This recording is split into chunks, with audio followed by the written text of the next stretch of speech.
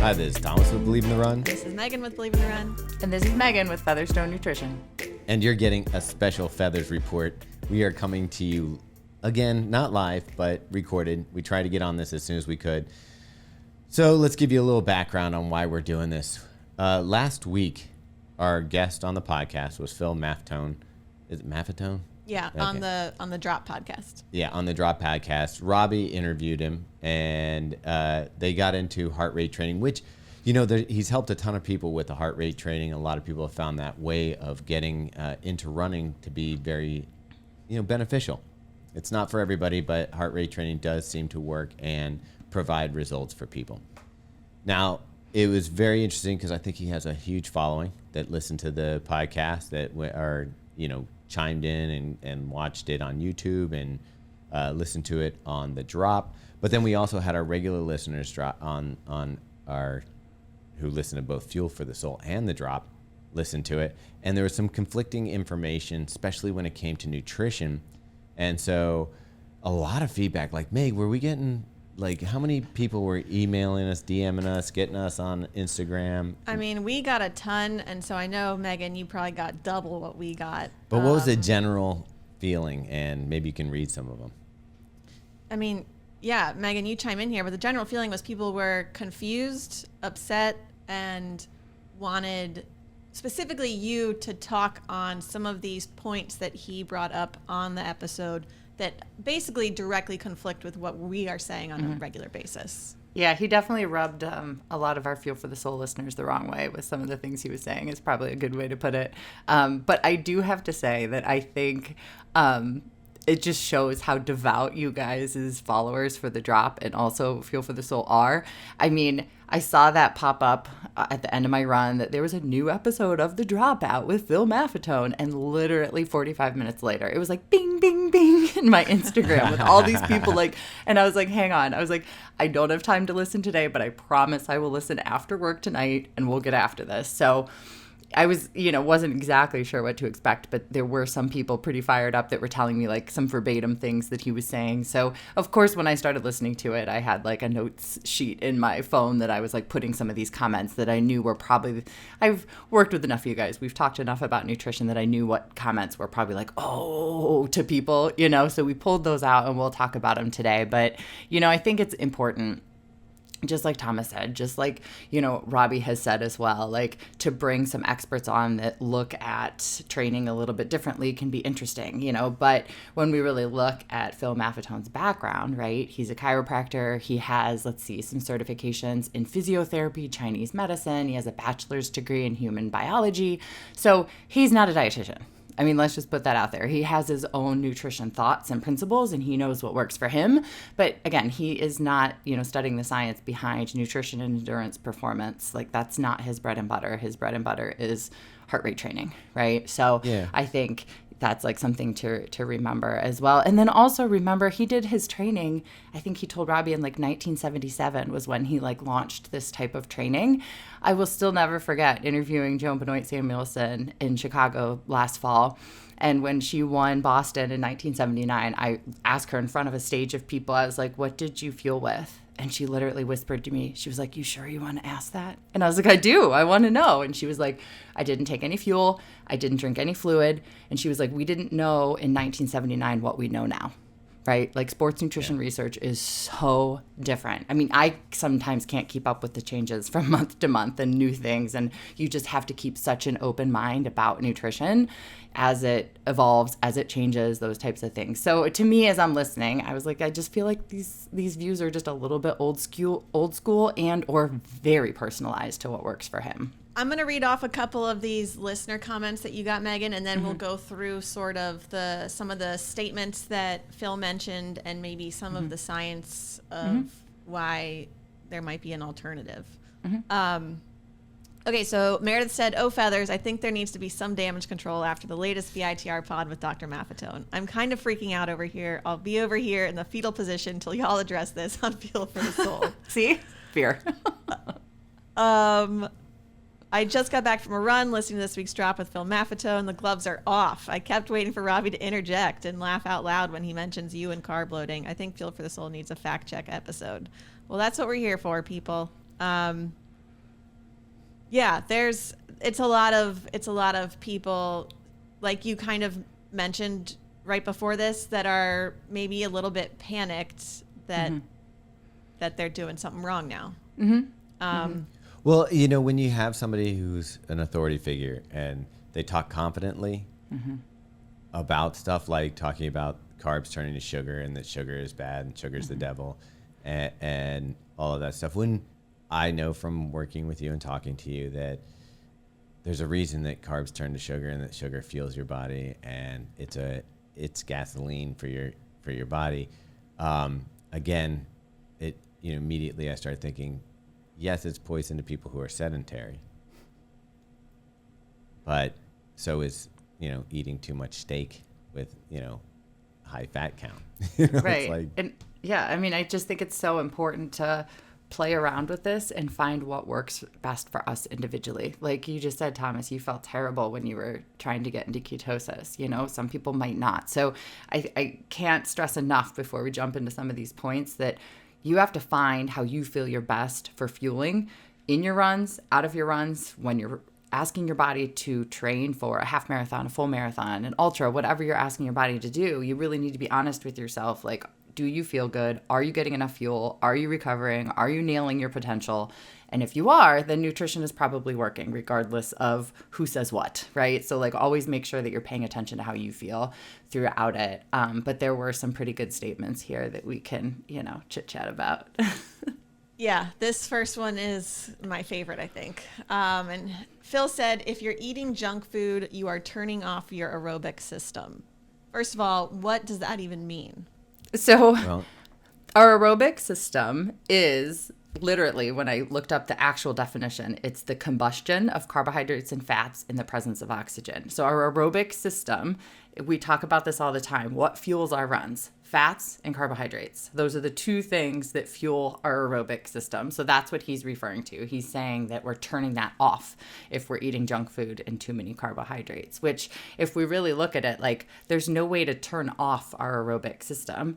What we eat might change whether we're burning more fats or carbs. And we also know that our paces out there change if we're burning fats or carbohydrates. So if we're trying to run at a faster pace, we need more carbohydrates around to be able to hold that pace because carbohydrates are a faster fuel source than fat. That's why when he's telling people to slow down and to decrease their heart rate, you're using more fat for fuel when you are running per his method. Of course you are. Your heart rate is much, much lower. So our body has time to oxidize those stored fats and turn them into fuel.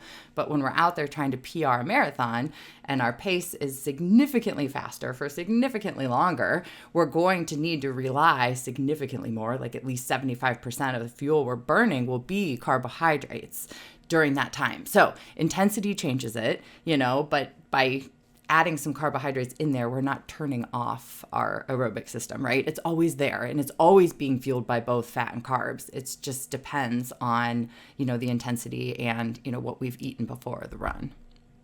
I'm glad you brought up the difference because for people who are listening who don't understand what the heart rate training does is basically you're trying to stay at a certain heart rate, which is at a lower heart rate than most people are able to run even their easy pace at. So you start there and then eventually your body adjusts and you can start picking up the pace but keeping your heart rate low, which is less taxing on the body. So when you talk about that, you're saying for his training then, that method of diet could actually be beneficial for the way that he's asking people to train. I think I still want people to eat before they go out for a run, 100%. I don't think people should go be, doing this type of training fasted. That's not going to be good for us either because we're out there even longer, right? But, technically you could eat a graham cracker with a ton of peanut butter on it and probably be okay versus eating 4 graham crackers, So you could potentially kind of change how you're fueling before it if you're going for that method, that longer, slower, lower heart rate.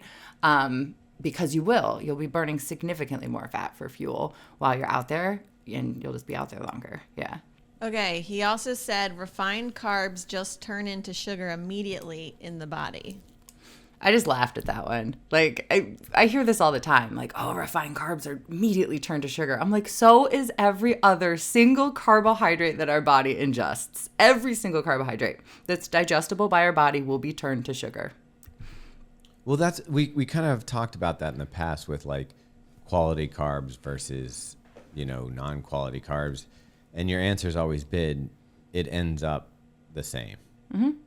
It has a very different path. Don't get me wrong. Like a very different path. So if we're eating whole grains, it's going to take a lot longer to break that down into sugar in our bloodstream. It's not going to impact our blood sugar and insulin the same. Like, don't get me wrong. There's a huge difference between eating a Skittle and eating a banana, But at the same time, like, it just made me laugh because it's like he was using the point of refined refined carbs are just turned to sugar, where almost like a fearful type thing where every carb is turned to sugar. Like, let's just break this down into the science instead of making people scared of, certain carbohydrates.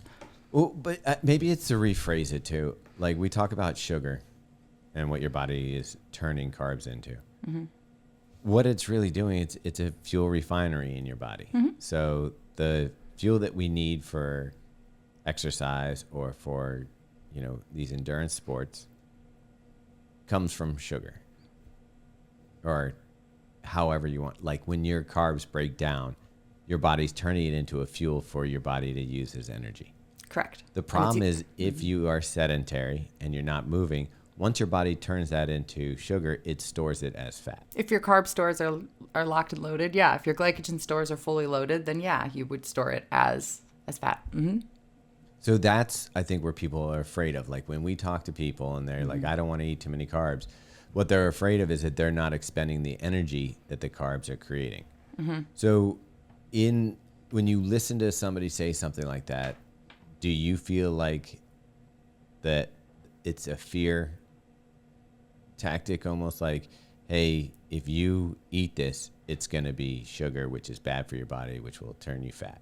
Oh, I totally think it is. Yeah, yeah. And I mean, by no means am I saying let's go eat a bunch of candy, Like, I could be, what I'm saying could be misconstrued into that, but I'm not. I'm not saying like we need to all go out and eat a bunch of sugar, but I also, any excess calories we take in are stored as fat. Too much protein, too much fat, too many carbs. Like, I don't think carbs are the reason he kept mentioning that so many Americans are overweight or over fat now. He thinks it's 100% sugar. If you look at the research, it's when we started eating more sugar, but we also know that there are a lot of factors than just sugar, but that obviously is very much, his thought process and belief around that.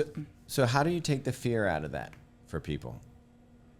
So the best way to do it is to look at it from a performance standpoint. So there's a time and a place that refined carbohydrates and more elemental sugars are beneficial for our performance. So if we're looking to perform at a certain level, we need a Morton gel that is straight sugar. We need a more refined carbohydrate like a white bagel or a graham cracker or some cereal right before we run, so that, I try to get people to frame it as like, what is the most efficient fuel for my body and what I'm expecting it to do right now, which is probably some carbohydrates. You brought up a good point there for a second. You mentioned that Morton is practically straight sugar. Mm-hmm. They put a lot of energy into studying how to get someone down to a sub 2-hour marathon. And that was all part of the project. And that was, let's load them up with as many carbs as he can take. As a matter of fact, if we can throw a gel around it so that it gets to his small intestines before he starts absorbing it, that's even better. So we can load in more carbs. Mm-hmm. So is it something that's only for the elite runner that needs these carbs to perform, or does it benefit all of us? No, if we are trying to perform at our peak performance, regardless of where we have competed in the past, but right now, if we are trying to perform at the best we possibly can at a half marathon distance or further, we need those simple carbohydrates to perform at that level. Yeah, regardless of pace, regardless of the person. All right, this next one's good too. Carbs are an addiction like cigarettes. This was brought up quite a few times, and I love this one. And I mean, to be completely transparent, the whole idea of is food an addiction is very controversial. You can find research to support either direction. So I actually wasn't even going to try to cherry pick certain research articles for this, because you honestly can find something to support either side. So what we're looking at when we're thinking about an addiction is there's 3 different criteria. So when they try to find out if a substance is addictive or not, does it trigger compulsive use? Does it have psychoactive effects? And is it highly reinforcing? So when I read those 3 things, I'm like, that's personalized, right? I guess sugar could cause that in someone, but not everyone. What about coffee? That's a good question. I don't know. I'd have to look that up too. The caffeine is psychoactive, right? Yeah. I really do feel like that just goes back to the individual though. Like I think some people, they say, you know, you have a quote, addictive personality. Like we've all heard that before. I really think it's the person. It has nothing to do with necessarily the intake. Right. Yes and no, but I think if you take a general population, and I think that, like, I do feel like some people are, like, if I put some cookies out, there's some people who can resist them, and there's some people who cannot resist cookies. I agree. Would I say that some people we know, cough Jarrett, would have trouble passing up a delicious fresh baked chocolate chip cookie? I do. And do I think he's addicted? Might be. Yeah. Yeah. But it makes me laugh, because I'm like, we're literally comparing sugar to cigarettes. Like, seriously, we know the harmful benefits, or harmful effects, I should say, of nicotine. Well, there's also no benefit to nicotine. Smoking. Not nicotine. Right. Nicotine itself as a drug, they're saying there are some benefits.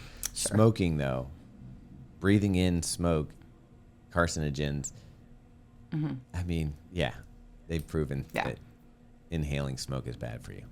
Exactly. And a lot of this goes back to research on the brain. So they do like fMRIs and look at like what areas of our brain are lighting up when we are eating sugar. And some of the same areas that are triggered in an addictive drug is triggered by sugar. But to me, I'm like, can we really extrapolate that out, that then we are addicted to sugar? Like, sure, I see across the board, if we are intaking more sugar, say, let's use like a holiday as an example, whether it's Halloween or Christmas or Hanukkah, you know, and we're eating more baked goods, we're eating more sugar, we want more, right? So, I mean, I guess someone could classify that as addictive. To me, it's just like, all right, let's get back to baseline. Let's eat the foods that we know support our body the most. Let's maybe not eat so many cookies and see what happens, you know? And most of the time, we're not going through withdrawal as we are trying to, you know, wean ourselves down a little bit off of the sweets that might be around at certain times of the year. But I think...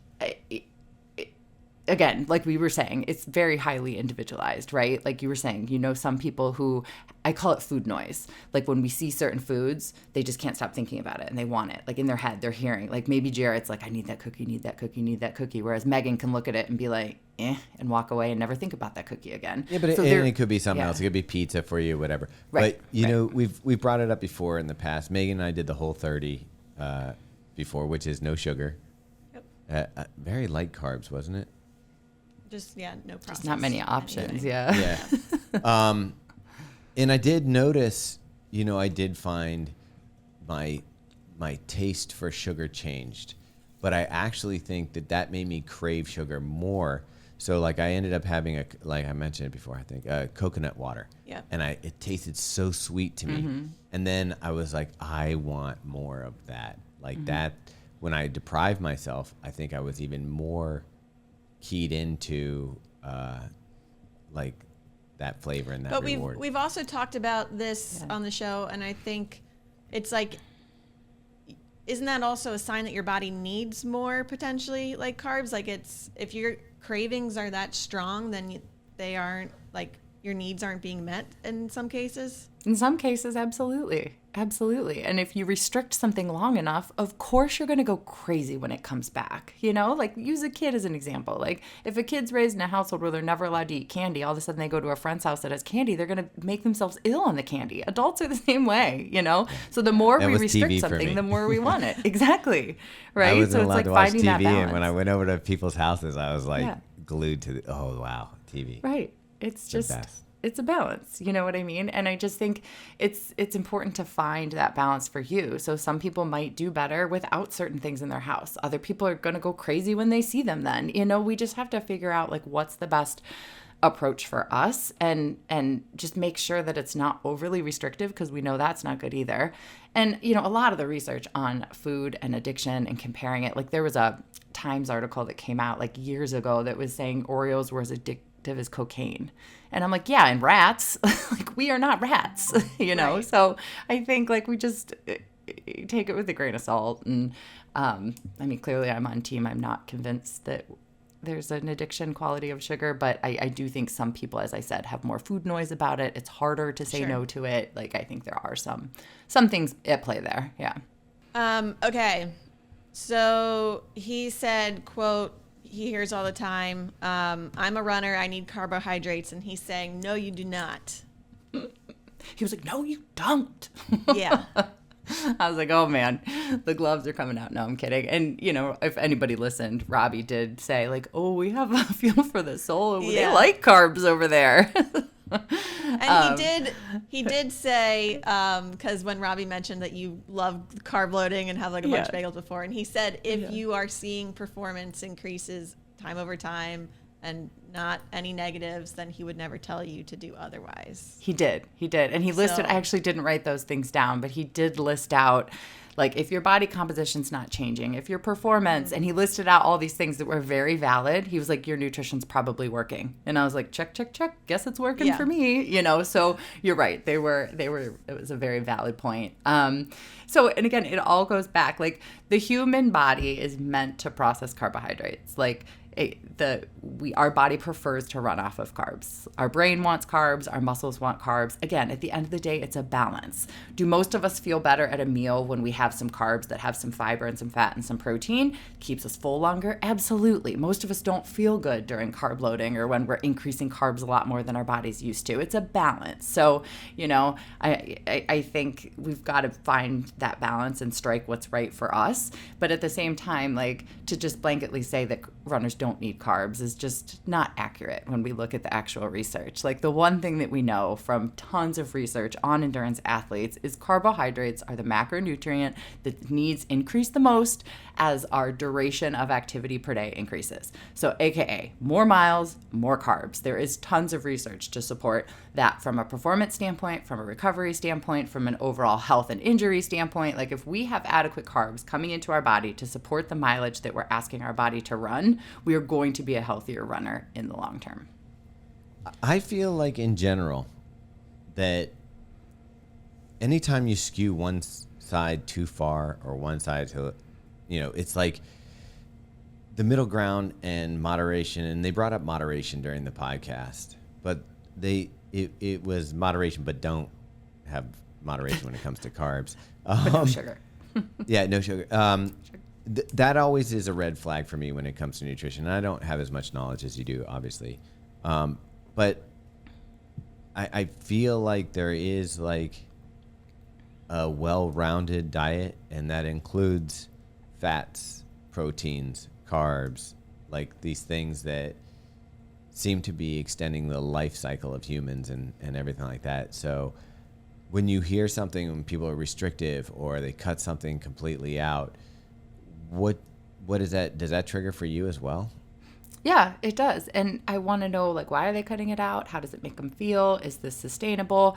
If somebody tells me, like, I don't want to eat X, Y, or Z, and they're totally fine and they don't eat it and it's not an issue, I'm like, all right, that's a personal preference. Or if somebody wants to try to run on a little bit lower carb than maybe I would normally recommend, let's play it. Let's try. Let's see how you feel. You know, let's make sure the rest of your nutrition is in line. So, yeah, I just think it's incredibly personalized. And it's just something that we can't just say across the board we don't need it, because we know we do. We have research to prove that like performance is much better, recovery is better, longevity in the sport is better, you know, when we have that balanced nutrition, which includes carbohydrates. I mean, that's probably the number one thing I increased after working with you is carb intake and timing, specifically around, you know, big, long workouts and stuff like that. And it's had a huge impact. So I know personally, because I've gone through it and seen the other side, but I think sometimes it's hard when, like Thomas was talking about earlier, when you have this person who of authority is speaking with authority and confidence. It sounds like they know exactly what they're saying. You know what I was curious about, because I have yet to find that, like, anytime I hear somebody doing heart rate training, it's been male. I don't think I know one female that's like, That's pretty true. I I'm don't doing either. math training. It's always been males, yeah. Because it could be something that works really well for men versus women. Well, and there is research out about that, and what's her name? Stacey Sims has talked about this before, like when specifically, not, I don't think keto she was referencing, but the intermittent fasting, how that can have a benefit for men, but not More for so than women. women, So yeah. I'm sure that I wouldn't be surprised if there was a much bigger impact on men than women for something like keto. Okay, so all of these statements, I've been like, I kind of just brush and laugh off, and I'm like, yeah, that's not true. This is whatever. Like, this one kind of freaked me out because I was like, wait, what? See? He said, People are scared. I know, I'm included. He said, eating too many carbs changes our metabolism for the worse. I was like, what? Why? I know. So Why much would he say fear mongering. that? So much fear mongering. I know. I was just like, oh gosh, I just hope. Like, I work so hard to get people to not fear food. And then I hear these statements and I'm like, crap, I'm going to have to undo all this. Like, honestly, listening to the podcast, like, no hard feelings at all. Like, just like Thomas said, it was very intriguing to hear his side of the story. But the only thing that, like, burned my britches a little was I was like, I have worked so hard to help people get over food fears, because I just think that can crush performance, that can crush body composition when we are scared to death of certain things. So this one was, yeah, just like Meg said, I think this one was like a real fearful one. Eating too many carbs is not going to change our metabolism for the worse. So I think probably the best research to kind of illustrate this is the Journal of the American Medical Association is probably the biggest, most reputable, like, medical journal, right, that we can do research in. So they only accept the best studies. So they did a study with over 600 people, men and women, and for an entire year, they manipulated their nutrition for intentional weight loss with either a low fat or a low carb diet. So, you know, and they looked to see what happened. They watched their blood sugar, they watched their insulin, and what they found was there was absolutely no difference in weight loss or metabolism in these people, whether they ate 20% carbs per day or 55% carbs per day. So I think it's very important to know that at the end of the day, total energy intake is probably what trumps body composition the most, not where it's coming from. We have more studies on body composition change and weight loss and metabolism than any other topic when it comes to nutrition, because people are so fascinated, because we can't figure out, there is no end all be all of what helps with our metabolism and body composition the most. It's a little bit different for everybody, but the facts that we do know that kind of scares me about this statement is, one, underfueling will crush our metabolism. So if we're fearful of carbs and we are a runner and we are not eating enough, we will absolutely screw up our metabolism. Whereas if you were eating enough carbs, it might actually help your metabolism. We also know that the thing that helps our metabolism the most as runners' recovery, especially as we get older, is adequate protein throughout the day. So that has nothing to do with any of this, right? Is making sure we're nailing our protein 3 times a day, which we've talked about a lot on here. That is incredibly important to hanging on to body composition and overall metabolism as we get older, as we're training harder. But if we get ourselves into an energy deficit as a runner, no matter how much protein we throw at it, we're going to lose lean body mass, which then decreases our metabolism. So, you know, my beef with this statement is it's my fear that it's going to lead to people underfueling with carbohydrates, which in the end is going to ruin our metabolism more than actually eating some carbs and sugar would in, you know, a supportive, healthy, you know, diet. Okay, you kind of touched on it there, but I want some more clarification. So we are seeing the fear thing that if you eat this, you'll screw up your metabolism, right? Mm-hmm. Let's flip it the other side. Is there things that we can do to increase our metabolism and to make us actually burn fuel better?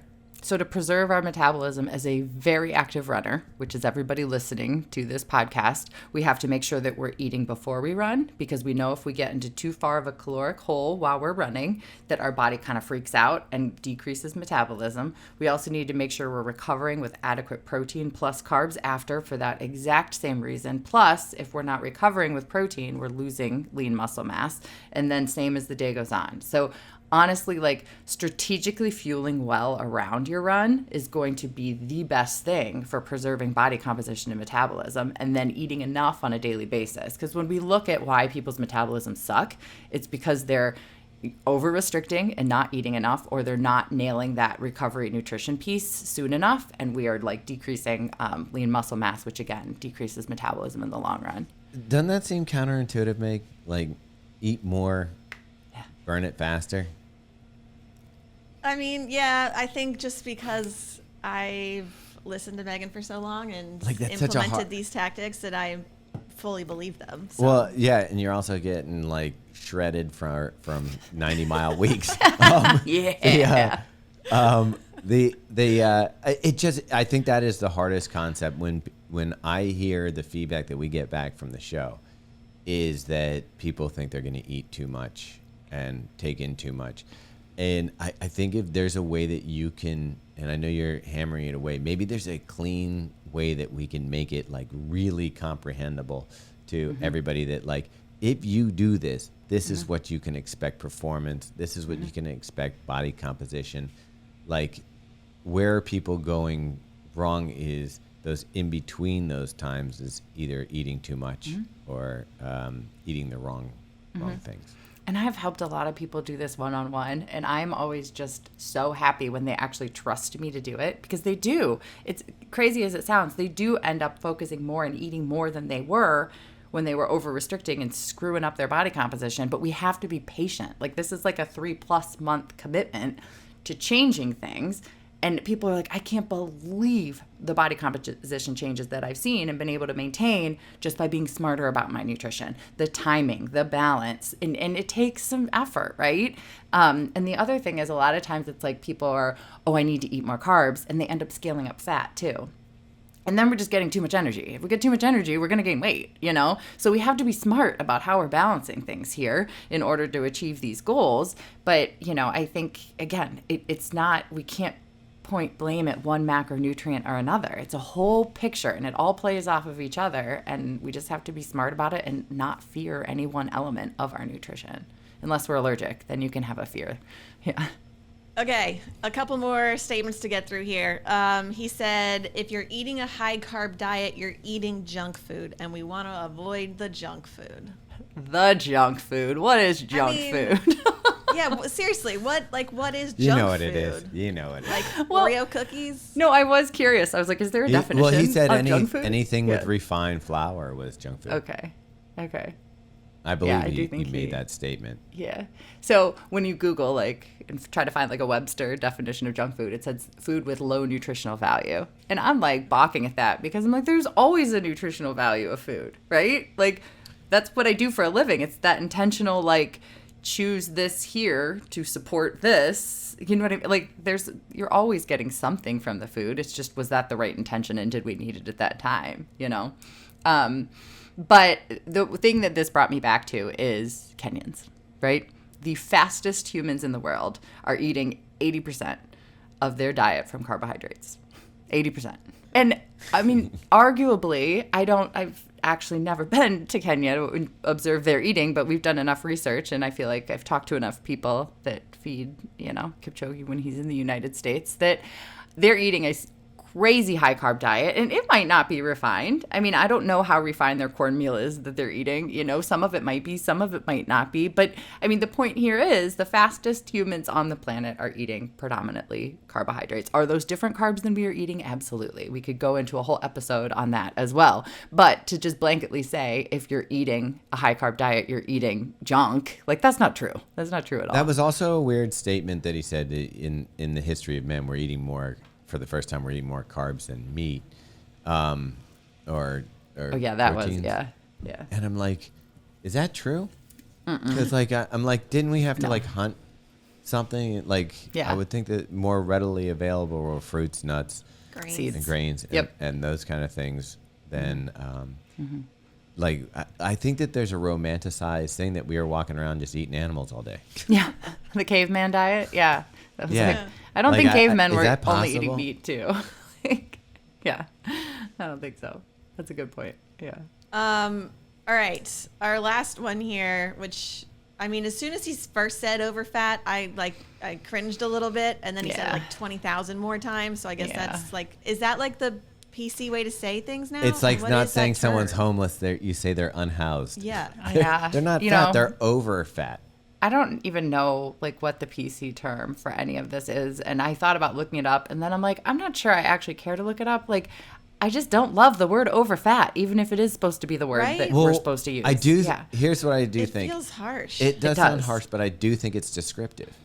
Like what you're saying is that for that person, they're carrying more fat they have than they should excess be. fat. Yeah. So I get that he's not intending it to be. I don't think it's trying to be mean or triggering or anything like that. Yeah. What I think he's trying to say is that that person's carrying more weight than they need to or to perform, and it's probably hindering their performance to be overweight, like over fat.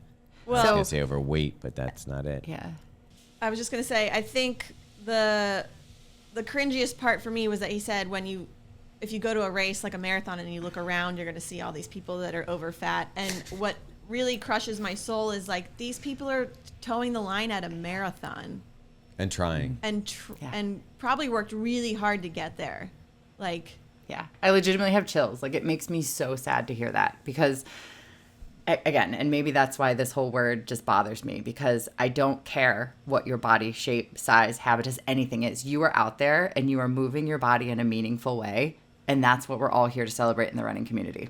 You also Period. don't know where people are in their journey. Like, Right. Like, is this person, were they over fat? Right. And now Have they're they just lost 100 over pounds? fat? Yeah, yeah. Like, yeah. that's the thing. You don't know Right. where people are. And Exactly. And like I think both of our missions and what we do outside of the podcast is trying to create a sense of community within runners. So many of us feel like lone ducks because none of our friends or family do what we do or are passionate about this. So we build this community, and this community doesn't matter what size, shape, speed, pace, what your PRs are. Like, we don't care about that. We care that you're passionate about moving your body, that you like what running brings to your life, mentally, physically, all of those types of things. And like we said, like, I don't think it matters what our body looks like in order to do that. And I think we're trying to fight that culture of we need to look X way to be a runner. And then to hear him say that, it was like, oh no, you can't say that. Like, that is so wrong in so many ways. You know, anybody can move. And to Thomas's point, we don't know what that body has been through and what that journey has been for that person. And we just need to celebrate that everybody is here doing something that is so overall good, you know, for health. yeah. yeah, I just feel like I would never want someone to be discouraged to go out there and try based off of a comment like that. So that was like my biggest Yeah, and when you get up to that anger. line, wear the tight shorts, wear Yeah. the tank Heck top, yeah. wear the, Wear the sports bra, right? wear what you want to wear. Yeah. If you want to wear Alpha Flies, wear the Alpha Flies. Heck like, yeah. Don't Yeah. like we had a woman write in recently about, she's like, I only run this pace, would I still benefit from having speed day shoes? And I'm like, yes, because when you put them on, you're gonna feel like you can fly, and like if that gives you an extra 30 seconds per mile because you feel like you have, the best fun shoe on, and it feels good when you run, and your legs feel fine when you're done, then yeah, do it. But as the slowest person on this team right here, I've seen you guys eat a crap ton of carbs, and I can't keep up with you, so I don't know what's happening. And neither love it. one of you, I would say, is over fat. No, and I see it time and time again. I've done it in my life. I see it with clients. I think when we restrict things and we label things as good and bad, it's not as good of an outcome as if we have an open mind to balanced eating, allow anything to work, anything to fit, be very intentional, right? We're being intentional about when we're using certain foods in our lives. But at the same time, like, there needs to be a time to go and let your kid get 4 cookies for breakfast like I did yesterday. You know, we don't do that every day, but we all had, they were like, this is all for you guys. How fast was he like, running around the house? After I put him in the car and drove him home afterwards. You know, Yeah. like, I think, yeah, it's just so important to just allow that freedom in our lives when it comes to nutrition. And I'm going to bring up something else that's happened with working with you and talking to you all this time is, again, and I brought it up in the past, that the way that we fuel is not like a set it and forget it. Mm-hmm. It is okay, I'm gearing up for a marathon right now. Mm-hmm. It's Friday before a 20-mile run. It's okay to, we make a homemade pizza. I eat the whole pizza. Maybe Megan's got a slice. I don't know. I'll eat that one too because I'm going to be running big miles the next day. And then, when I wake up, I'm going to have them graham crackers. I probably had carbs the day before that because I knew I was going to be trying to hit paces. Mm-hmm. But then weeks when I'm not, I don't eat as much. Right. My body doesn't I eat even very want differently off season and in season. Totally. I totally agree. Yeah. So it's just having that don't be afraid of intention that either. Mm-hmm. Like, you can ramp up, ramp down, fuel for the event. Mm-hmm. But I don't know. That's me ranting.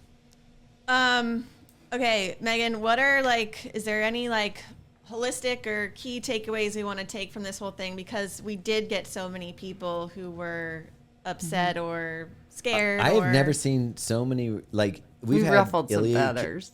We've had Ilya Kipchoge on. We've had the guy from the Enhanced Games who said, take any drugs you want. We'll let you get over on it. Mm-hmm. We've had some really controversial. I've never ever seen the reaction that we have had from our audience to this.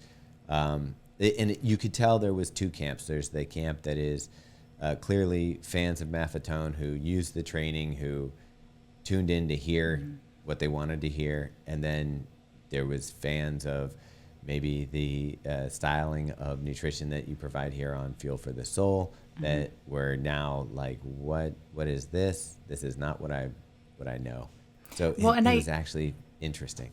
It was super interesting. And I think that it speaks volumes to the community that we've built around Fuel for the Soul. We have so many people who now trust us to help them with nutrition fears and questions that they've had with their training. I mean, we see you guys are amazing when you share, especially at a lot of these recent hydration stops, just the people that are so thankful for how much the advice that we have given here or things that are put out on Instagram are helping them in their daily lives and their racing. So we have built such an amazing community that I think people feel comfortable coming to us and being like, what the heck?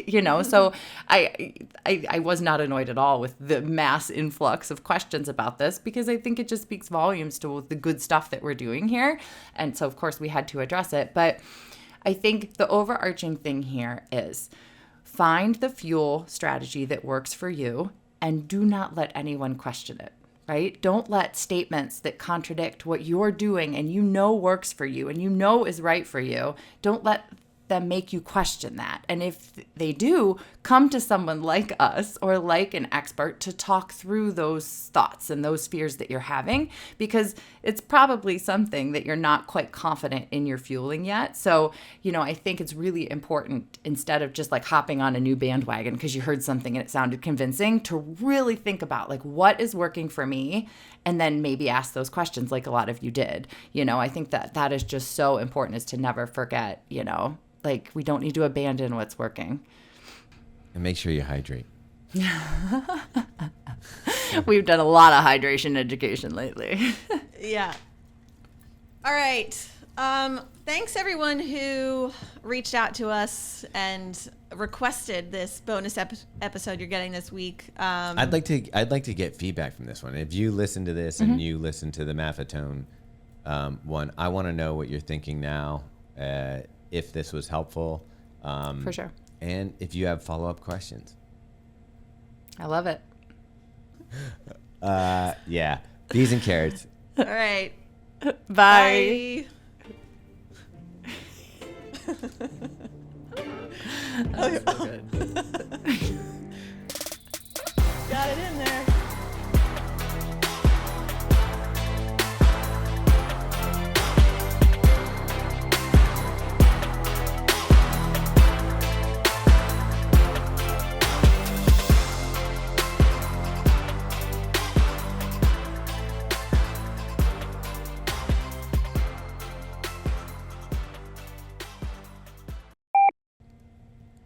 All right. Thanks everyone for okay. You know it doesn't have carbs?